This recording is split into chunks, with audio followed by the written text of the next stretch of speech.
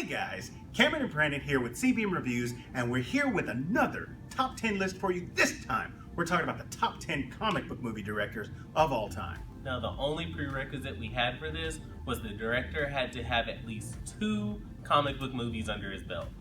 Actually, there's one other category that we took into consideration.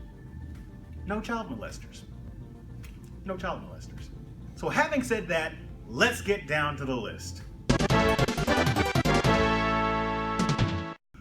Before we get on this list, I want to thank you guys for clicking on this video. It means a whole lot to me. If you're a fan of this sort of thing, top 10 list, comic book movie reviews, or even TV show reviews, click that subscribe button. And if you want to know as soon as I put up any sort of content, hit that notification bell. You'll be the first to know when a video gets posted. Now, before we get started with the actual list, I just wanted to throw out my honorable mention, which is going to be James Gunn. Now, he's most well known for directing both Guardians movies. The first Guardians of the Galaxy was phenomenal. It was something that we had never seen before. He took characters that most people hadn't even heard of and made them household names and well-loved characters. In my opinion, the second Guardians of the Galaxy movie was not as good as the first one, and it kind of was a letdown for me. It was still enjoyable and watchable. I just didn't enjoy it as much. He also only has those 2 movies under his belt, which is also why he isn't ranked higher on this list. But my honorable mention is going to be James Gunn. You know, I've also got an honorable mention. Mine's going to be Jon Favreau, the godfather of the current day MCU. Directed the very first 2 Iron Man movies and directed Cowboys and Aliens. First Iron Man, absolutely great, love it. Used to be in my top 10 list, but some things have changed.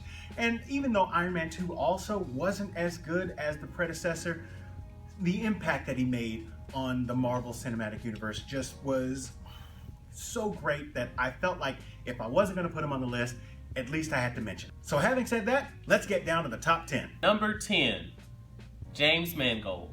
When James Mangold took the mantle over the Logan Wolverine storyline, I really hadn't even heard of this director, but you couldn't do any worse than X-Men Origins Wolverine.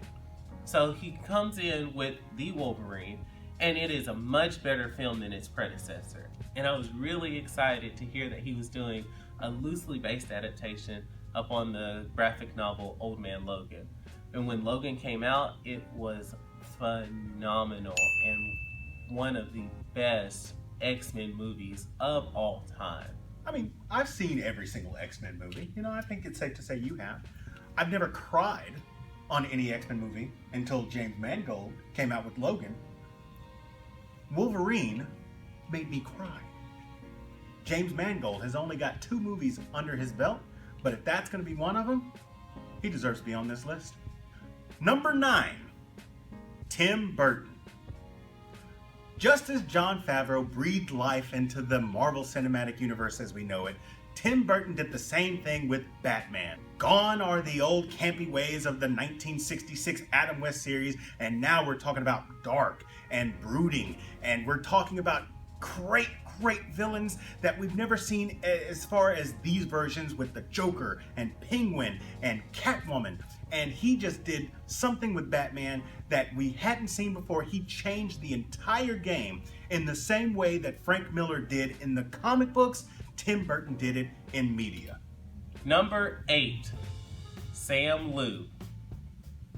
Now we're taking it to the animated director, and we're going to mention Sam Liu. Now, he's directed a lot of DC animated movies.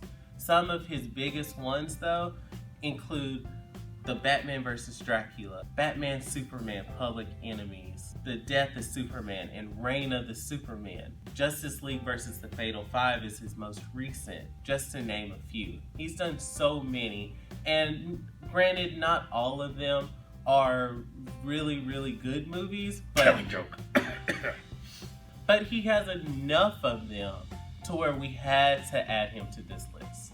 Number 7, Zack Snyder. I know what you're thinking. Oh no, we killed the DCEU. It doesn't matter. Zack Snyder has always been a visual spectacle behind the camera. Did you forget about 300? did you forget about Watchmen? I mean, did you forget about Man of Steel? I mean, yeah, you can, harp on them about Justice League and Batman versus Superman Dawn of Justice, but before those two, he had a solid track record. There's a reason why Zack's visual style is the anchor of the DCEU. He knows how to make a movie look pretty. I mean, you have to admit, his action sequences are phenomenal. I mean, we just have to give a shout out to this man because of his action sequences. I mean, do we all remember that fight in Man of Steel where they were fighting in Smallville? The fights in 300. The fights in Watchmen. Even the Flash sequences in Justice League, just visually stunning. I mean, this man really knows how to do action sequences. And that's why he is number 7 on this list. Number 6, Joss Whedon. Before 2012, my only introduction to Joss was Serenity. And granted, it was a good movie, but I never really watched the original Firefly series before watching this movie. So I didn't really have a good idea of how good of a director he was until Marvel's The Avengers came out. When I saw The Avengers, I was in awe because I had never seen anything like that before. Having a build-up of all these characters in their individual movies and then seeing them all together. It made the 7-year-old in me so giddy, sitting in my seat in the theater watching this. And it is still one of the greatest superhero movies of all time. It felt like one of those comics where it's a crossover event. And so all of these characters come together to fight this giant foe that they couldn't fight by themselves. Joss made it happen, and you can't deny it.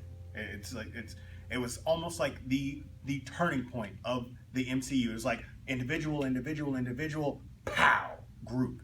And you'll never forget how you felt that very first time when you saw that shot.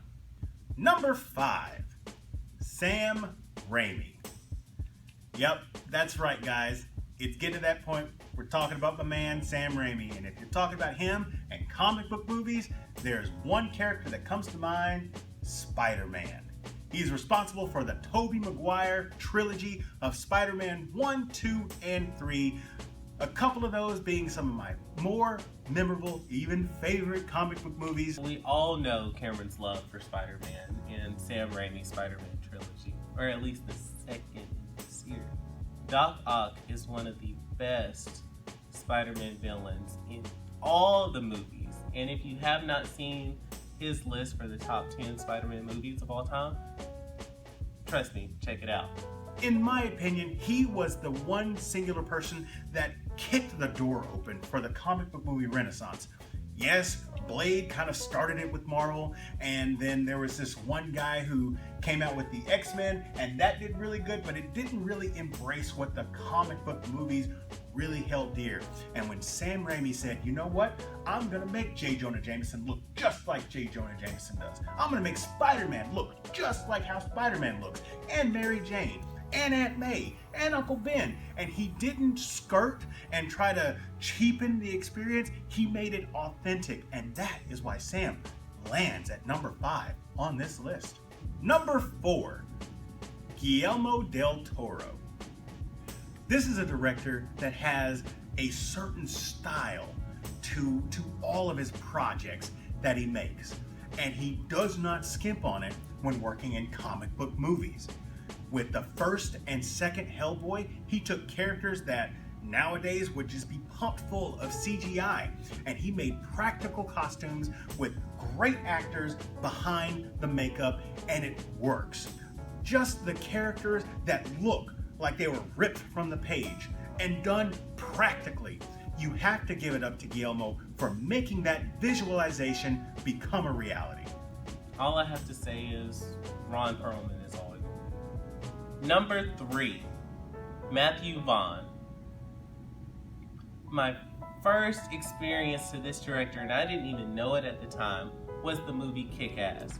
And by golly, was that movie fantastic.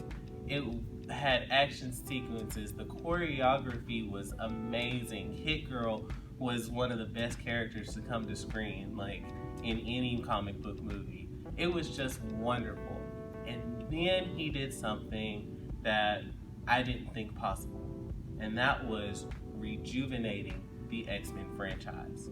When he took it and rebooted it and took it back to first class, he did such a phenomenal job of taking the characters of Professor X and Magneto and really getting down to the root of their friendship and seeing how it all started. You know, we can discount the X-Men and we can take out Kick-Ass and we can just talk about the Kingsmen, because that right there, based on a Mark Millar comic, I wasn't expecting it to be anywhere near as good as it was.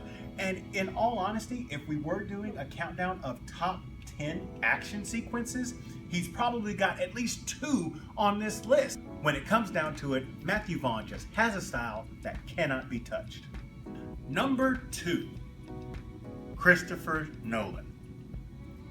If Tim Burton introduced us to a dark and gritty Batman, Christopher Nolan perfected it with the trilogy that nobody can touch: Batman Begins, The Dark Knight, and The Dark Knight Rises. Instead of Michael Keaton, we're looking at Christian Bale, and even though people have given him a little bit of guff for his Batman voice, his acting cannot be questioned.